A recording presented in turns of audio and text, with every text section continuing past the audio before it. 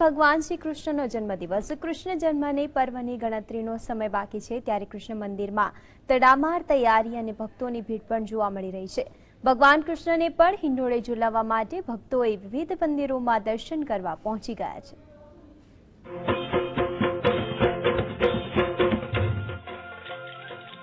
અમદાવાદમાં આવેલા સોલા ભાગવતમાં વિદ્યાર્થીઓ મંદિરમાં કૃષ્ણ જન્મની તૈયારીમાં લાગી ગયા છે।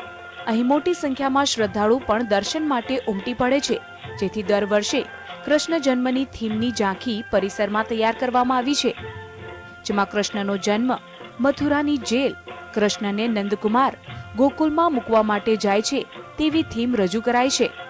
ઉપરાંત ગોકુલમાં ઉત્સવ, યમુના નદી, વૃંદાવન ગ્રામવાસીઓ, ગોપાલકોની ઝાંખીમાં દર્શાવાયા છે। અહીં ભગવાનને 16 શૃંગારથી સજાવીને જન્મોત્સવની તૈયારી કરવામાં આવી રહી છે।